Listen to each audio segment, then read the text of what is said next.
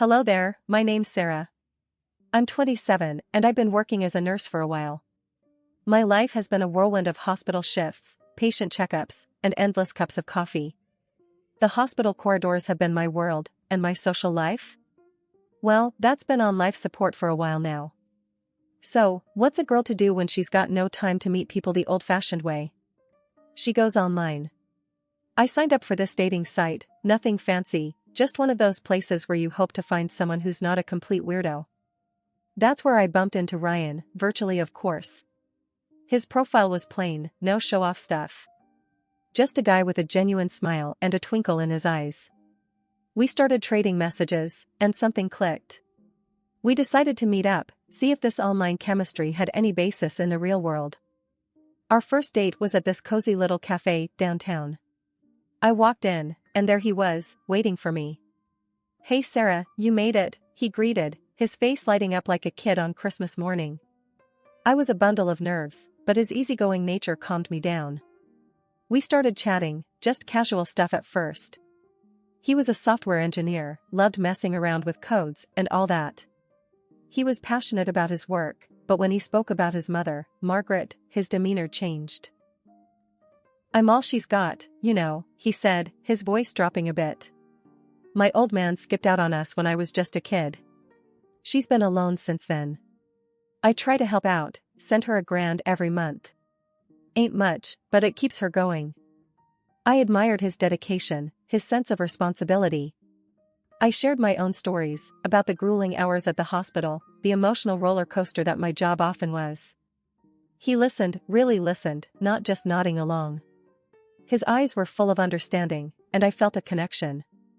As the weeks rolled by, I found myself falling for this guy. He was different, caring and attentive. He'd show up at the hospital when I was pulling late-night shifts, always with a hot meal in tow. He was a breath of fresh air in my otherwise monotonous life. One evening, while we were having dinner at his place, he looked at me, his eyes serious. "Sarah," he said, holding my hand across the table. "I've been doing some thinking. I really like you, more than just a girlfriend. I want us to be a team, you and me. What do you say, will you marry me?" His question caught me off guard. Sure, we hadn't been dating for too long, but there was no denying the love I felt for him. So, I said yes. We were over the moon, excited about our future together. But, boy, was I in for a ride. Little did I know that this decision would lead me down a path full of twists and turns. Life took a sudden turn after that dinner. I was now engaged to Ryan, a man I'd met online, who was as kind and caring as he was committed to his mom. The word fiancé had a new, exciting ring to it. We decided it was time to meet his mom, a woman who lived a couple of hours away in a small town. She was the epicenter of Ryan's world, the person whose opinion mattered the most to him. So, the plan was set: a weekend trip for the two of us to meet the woman who had raised my soon-to-be husband. The drive was filled with a strange tension.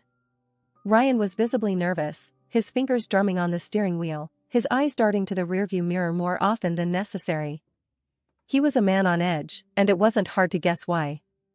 "Ryan," I said, trying to soothe his nerves. "Relax. I'm sure your mom is a wonderful person." He shot me a half-smile, his eyes still on the road. "Yeah, she's something all right." His mom's house was a picture of quaint charm, a small structure that looked like it had jumped straight out of a home and garden magazine.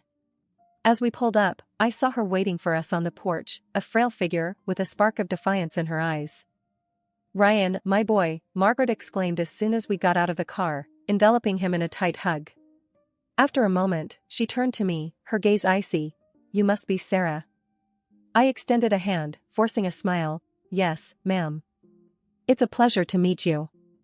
The afternoon was a whirlwind of conversation, a deep dive into Ryan's life and his mom's sacrifices. She painted a vivid picture of their shared journey, of the struggles they'd overcome together. It was touching, but also a bit overwhelming. "So, Sarah," she said at one point, her eyes boring into me. "Ryan tells me you're a nurse." I nodded. "Yes, ma'am. I work at the city hospital." "And your family?" she asked, her gaze never wavering. "Who do you have?" I swallowed, a lump forming in my throat. I don't remember my parents. My grandmother raised me. She nodded, her eyes softening a bit. Well, I suppose we all have our crosses to bear. The conversation took a strange turn then. She talked about blessing our marriage, but on one condition. We had to keep sending her the monthly $1,000. I was taken aback. I knew Ryan helped her out, but this felt different. It felt like a transaction.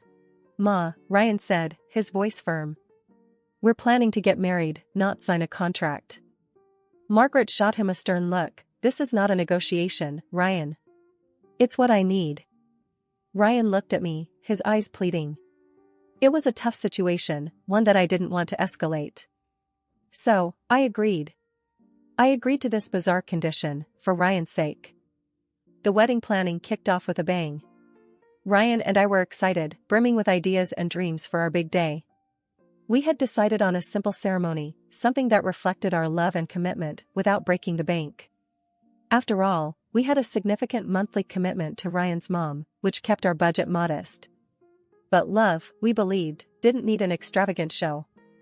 Our venue was the local church, a charming little structure with an air of warmth and familiarity. Father John, the pastor and a dear friend of Ryan's, was more than willing to officiate our wedding. His twinkling eyes and hearty congratulations made us feel even more special. The guest list was a short one, a handful of work friends, Ryan's childhood buddies, and, of course, his mom. Margaret had a strong presence in our lives, and her involvement in the wedding planning was no different. She was there at every turn, her opinions shaping our choices, from the color scheme to the menu. I think we should serve roast beef, she declared during one of our planning sessions. Ryan loves it. Ryan, ever the dutiful son, nodded in agreement. But Mom, he added, Sarah's a vegetarian. We need to consider her too. His mom simply raised an eyebrow. Well, it's your wedding too, isn't it? Ryan didn't argue. He simply agreed and let his mom have her way. I didn't mind much. I was too caught up in the joy of marrying the man I loved. But there was another person who was deeply involved in our wedding planning, my grandmother. She was my rock, my guiding light. She had raised me single-handedly, and her wisdom and strength had always been my inspiration. Grandma was thrilled about the wedding. She helped me pick out a simple but elegant white dress. She baked cookies for the reception, her hands working magic in the kitchen. And she was there, always there, with a smile and a word of encouragement. The day of the wedding was a whirlwind of emotions. I was nervous, excited, and a little overwhelmed. Ryan looked dashing in his blue suit, his eyes sparkling with joy. His mom, in a striking red dress, was the life of the party, chatting and laughing with everyone. The ceremony was a beautiful, heartwarming affair. Father John spoke eloquently about love and commitment, his words resonating with everyone present. As Ryan and I exchanged our vows, I could see tears in Grandma's eyes. It was a moment I would cherish forever. The reception, held in the church hall, was a fun-filled event. The roast beef was a hit, and even though I couldn't partake, I was happy to see everyone enjoying it. Ryan's mom made sure to remind everyone that it was her idea. I didn't mind. I was too caught up in the joy of the day. As the day came to a close, I felt a sense of relief wash over me. We were married. We were starting a new chapter in our lives. I knew there would be challenges, but I was ready to face them. I had Ryan, and I had Grandma. I was ready for whatever life had in store for us. In the weeks following our wedding, Ryan and I were on cloud nine. We had moved into a small rented apartment and were slowly settling into our new life together. Our days were filled with love and laughter, and our nights with dreams of a future we were eager to build together. One of our major goals was to save for a down payment on a house. We had a plan, a budget, and a piggy bank that we lovingly called our future home. Every penny we saved was a step closer to our dream. But our financial plan had a significant dent, the $1,000 we sent to Ryan's mom every month. Ryan's mom was a constant presence in our lives, and not always a welcome one. She had a knack for showing up unannounced, often with a list of complaints and demands. Her favorite topic was her financial struggles and how we needed to help her more. One evening, she arrived at our apartment with a stack of papers. "Ryan, dear," she began, her voice dripping with sweetness, "we need to discuss something." Ryan, ever the obedient son, sat down with her, a look of concern on his face. "What is it, Mom?" he asked. She slid a paper across the table to him. "I need you to sign this," she said. It was a contract, a formal agreement that we, all the time we're married, would continue to send her $1,000 every month. But that wasn't all. She also wanted us to cover her utility bills, and part of other costs. Ryan was taken aback. "Mom, we're already helping you out every month. We can't afford all this," he protested. She simply shrugged. "You'll find a way," she said, her voice cold and unfeeling. I was speechless. The audacity of her demand was shocking. But before I could react, Ryan had already signed the contract. He looked at me apologetically. "I'm sorry, Sarah," he said. "I didn't see this coming." I was seething with anger, not at Ryan, but at his mother. She was exploiting us, and it wasn't fair. "This isn't right," I said, my voice trembling with rage. "You can't just demand money from us like this." She simply smirked. "I just did." The drive home was a silent one. I was too angry, and Ryan was too guilty. Our dream of owning a home seemed to be slipping away, replaced by a growing pile of bills and obligations. Life was a non-stop roller coaster ride with Ryan and his mother. No matter what we did, it felt like we were always under her microscope, and every move we made was met with her disapproval. It was suffocating, and it was starting to eat away at our happiness. The situation reached boiling point one evening when she came over for her usual uninvited visit. Ryan and I had been discussing the possibility of starting a family. We were excited about the idea of bringing a new life into this world. But when I shared our plans with his mother, her reaction was far from supportive. "A baby? Are you two nuts?" Margaret bellowed, her face turning an alarming shade of red. "You can barely keep your heads above water, and now you want to add a baby to this circus?" I was taken aback by her outburst. "We've thought about this, and we believe we're ready," I countered, trying to keep my voice calm. She snorted. "Ready? You think you're ready? You can't even handle your own lives, and now you want to toss a baby into the mix?" I turned to Ryan, hoping he would step in, but he just sat there, his face ashen. His mother's words had struck a nerve, and he seemed lost for words. "Instead of thinking about a baby, you should be thinking about me," she continued, her voice rising with each word. "I'm not getting any younger. I need you to take care of me, not some snot-nosed brat." I could feel the anger bubbling up inside me. "We're not your babysitters," I snapped, my patience wearing thin. "We have our own lives to live. And we won't let you dictate them." Margaret turned to Ryan, tears welling up in her eyes. "Is this how you treat your mother? Is this how you repay me for all I've done for you?" Ryan looked at me, then at his mother. I could see the turmoil in his eyes. He was caught between his loyalty to his mother and his love for me. Finally, he spoke up. "Mom's right, Sarah," he said, his voice wavering. "We're not ready for a baby. We have too many responsibilities already." His words were like a punch to the gut. I couldn't believe what I was hearing. I turned to him, my eyes filled with disbelief. "So, you're taking her side now?" He didn't answer, just looked down at his hands. That was all the answer I needed. I got up and stormed out of the room, leaving Ryan and his mother alone. That night, Ryan and I had the biggest argument we've ever had. We yelled, we cried, we said things we didn't mean. But in the end, nothing was resolved. He still sided with his mother, and I was left feeling betrayed and alone. The following weeks were a nightmare. Ryan's mother was more intrusive than ever, and Ryan was more distant. As a result, I just stopped communicating with Margaret, even if it was rude, but not seeing her was already a great achievement. She called me an impudent girl and stopped calling me too. I'd been noticing a change in Ryan for a while. He was always on his phone, his fingers flying across the keyboard as he sent text after text. He was coming home late from work, his excuse always the same, "Just got caught up at the office, babe." I didn't want to believe anything was wrong. I tried to convince myself that it was just work stress, that he was just busy. but deep down, I knew something was off. My suspicions were confirmed when my best friend, Lisa, called me one evening. "Sarah, I don't know how to say this," she began, her voice shaking. "I found Ryan's profile on that dating site we used to use." I felt like I'd been punched in the gut. "What? That's impossible," I stammered, my mind racing. "He wouldn't." "I'm sorry, Sarah," Lisa said, her voice filled with sympathy. "I thought you should know." I hung up the phone, my hands shaking. I felt a wave of nausea wash over me. I didn't want to believe it, but the evidence was right there. When Ryan came home that night, I confronted him. "Who is she, Ryan?" I demanded, my voice shaking with anger. "Who are you texting all the time?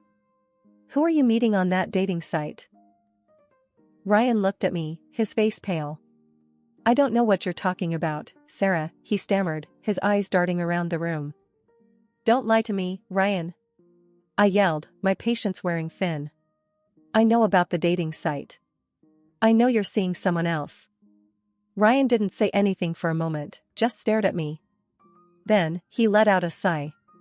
"I'm sorry, Sarah," he said, his voice barely above a whisper. "I didn't want you to find out this way." I felt a surge of anger.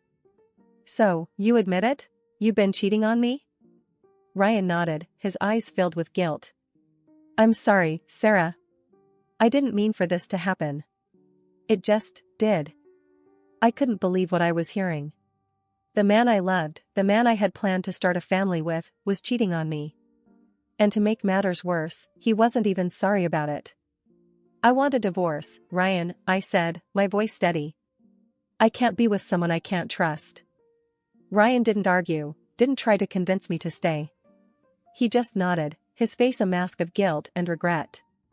6 months had passed since my divorce from Ryan, and life was starting to settle into a new rhythm. I was learning to live alone, to be independent. Then, my grandmother passed away. She'd been a rock in my life, a woman of strength and wisdom. Her passing left me with a gaping hole, but also, unexpectedly, a considerable inheritance.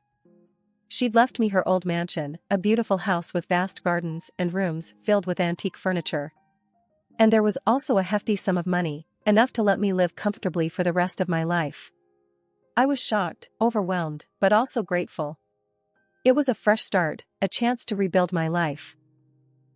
Just as I was starting to adjust to this new reality, there was a knock on the door. Standing on my doorstep was none other than Ryan's mother, a woman who'd always been a thorn in my side. "Well, look at you, living in luxury," she sneered, looking around the mansion with greedy eyes. "I heard about your little windfall. You must be over the moon." I crossed my arms, raising an eyebrow at her. "What do you want, Margaret?" She put on a saccharine smile, her eyes still scanning the house. "Well, dear, I thought it's only fair that since you and my son are married, I should get a share of this fortune." I couldn't help but laugh. "Margaret, you're out of the loop. Ryan and I divorced 6 months ago." Her eyes widened, and she sputtered. "What? No, that can't be right. Ryan would have told me." "Call him and ask," I suggested, leaning against the doorframe.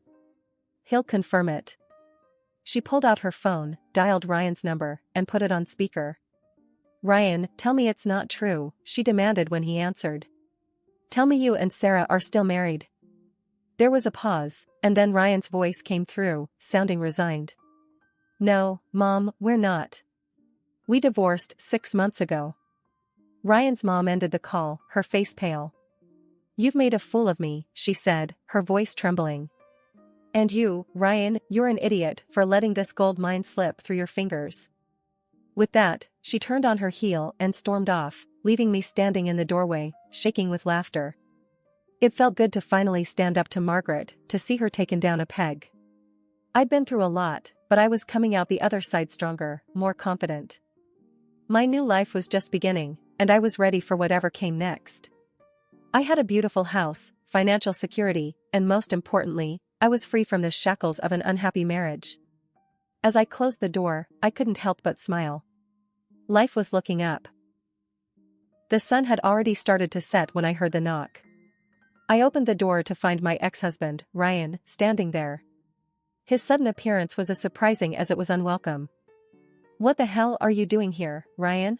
I asked, my voice laced with annoyance. I heard about your inheritance, Sarah, he stammered, his eyes darting around the grand entrance of the mansion. Is it true? I crossed my arms over my chest, raising an eyebrow at him.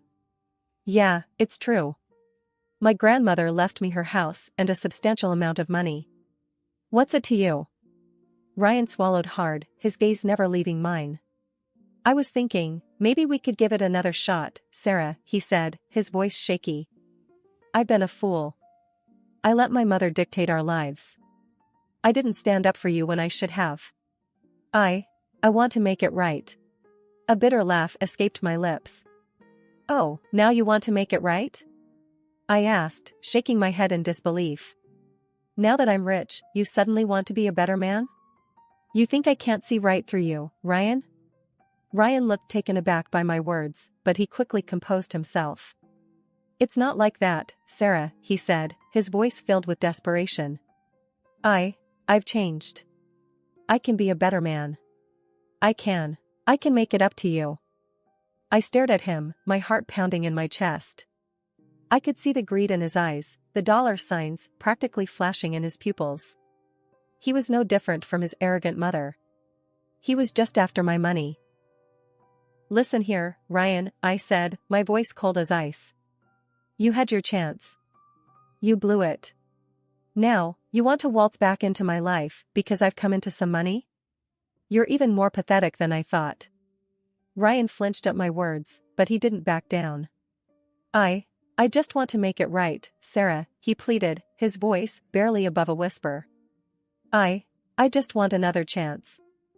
I shook my head, a humorless smile on my face. You're not getting another chance, Ryan, I said, my voice steady. You're not getting a dime of my money. Now get off my property before I call the cops. With that, I slammed the door in his face, leaving him standing on the doorstep. I could hear him calling out to me, begging for forgiveness, but I ignored him. I had better things to do than listen to his empty promises and pleas. I walked away from the door, my heart pounding in my chest. I'd finally stood up to Ryan, to his manipulations and his lies. I'd finally stood up for myself. In the weeks that followed, I found myself thinking about Ryan less and less. I was moving on, slowly but surely. I was building a new life for myself, a life that was mine and mine alone. I made new friends, people who liked me for who I was, not for my money or my mansion. I started volunteering at a local animal shelter, finding joy in helping those who couldn't help themselves. I was finally living my life on my own terms, and it felt amazing.